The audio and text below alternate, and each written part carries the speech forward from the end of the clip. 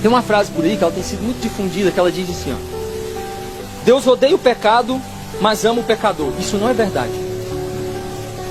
Simplesmente. Isso não é verdade. Isso é uma frase que é feita para massagear ego, para que as pessoas não entendam quem é realmente Deus.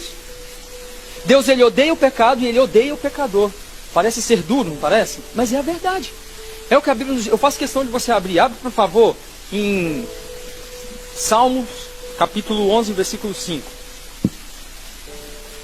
Lembra que eu falei para vocês lá no início que a palavra ira significa inclusive ódio e tudo mais?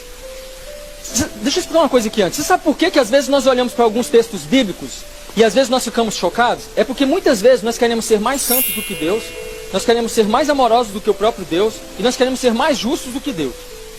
Você olha e fala: nossa, mas Deus não teria coragem de fazer. Quem te falou? Ele é soberano, ele pode fazer o que ele quiser e nisso não há erro e nem falha alguma. Ele faz o que ele quiser. Ele é Deus, não sou eu que determino se é santo, justo ou bom. É Ele que é justo, santo e bom na sua plenitude. Eu sou falho, eu sou corruptível.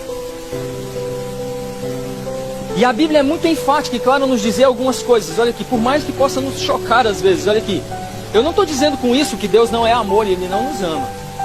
E eu vou explicar o aspecto no que diz respeito aqui à questão desse pecador aqui.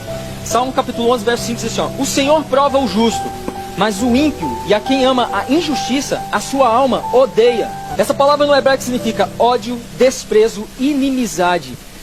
Isso aqui não é erro de tradução, não, gente.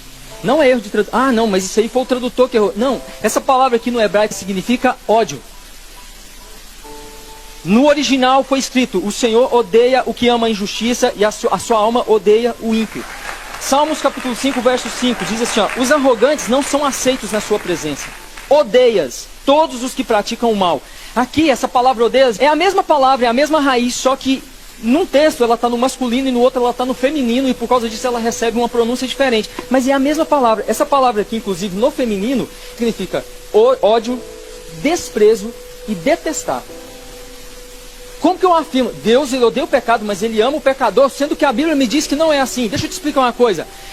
Importante sobre a ira de Deus. A ira de Deus não vem sobre o pecado. A ira de Deus vem sobre aquele que pratica o pecado.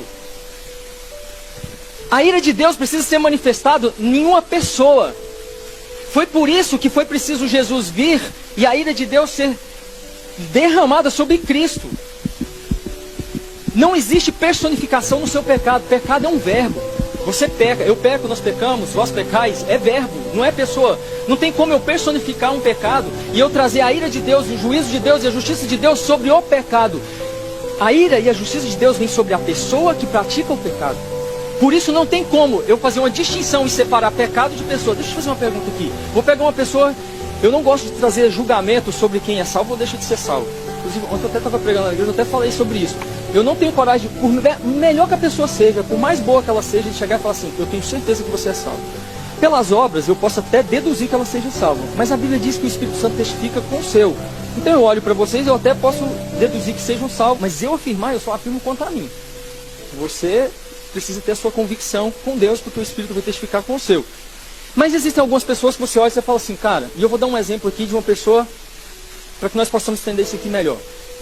Existe uma doutrina herética, absurdamente herética, chamada universalismo, que diz que Deus não vai condenar ninguém. Todos, absolutamente todos, por piores que sejam, vão para o céu.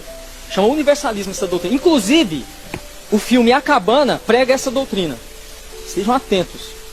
A Cabana prega isso. Aquela senhora lá que faz o papel de Deus, fala que Deus ama todo mundo e que todo mundo vai para o céu. Isso é mentira. Isso não é Bíblia. E aí dentro dessa doutrina universal, existe essa doutrina universalista e tudo mais. E se eu admito essa frase, Deus odeia o pecado, mas ama o pecador, eu estou admitindo a doutrina universalista. Por quê? Hitler cometeu as piores atrocidades possíveis. Se eu admito isso, sabe o que eu estou dizendo? Hitler morreu, só que Deus mandou os pecados dele para o inferno e ele foi para o céu. Porque Deus ama o pecador e Deus ele odeia só o pecado. Isso é verdade?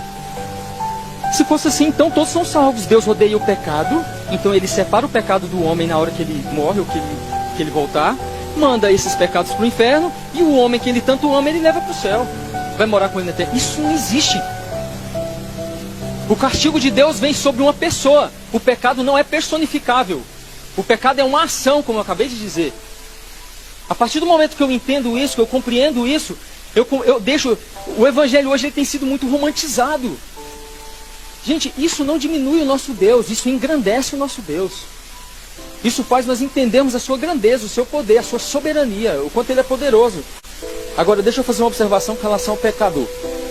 A Bíblia nos traz, vocês podem prestar atenção que o texto aqui fala a palavra ímpio.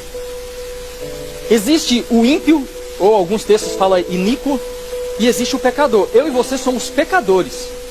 Mas existe o ímpio e o iníquo. Quando a Bíblia fala que Deus odeia o pecado, o pecador, a Bíblia está falando desse pecador que é iníquo, ímpio.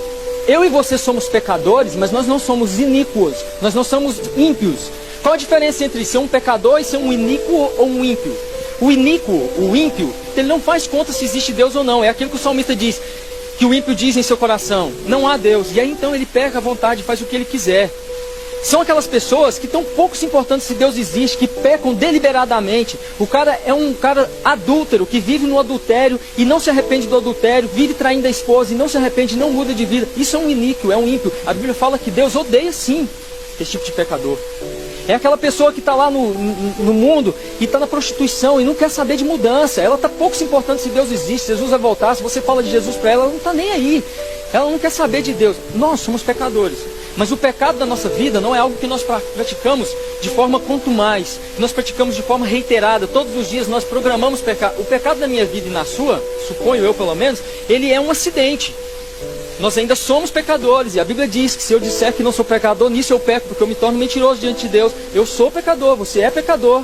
Mas nós fomos redimidos pelo sangue de Cristo. E quando Deus olha para nós, Ele não vê a mim, não vê você. Ele vê o sacrifício de Cristo por mim e por você. Por isso Deus não te odeia. Por isso Ele não me odeia. Ele odeia o ímpio. Mas eu preciso chegar nesse ímpio e dizer essa verdade para ele. Mas aí eu não vou aceitar. Mas quem disse que sou eu e você que tem que convencer as pessoas? A Bíblia me diz que eu tenho que pregar a verdade. Quem vai convencer é o Espírito Santo.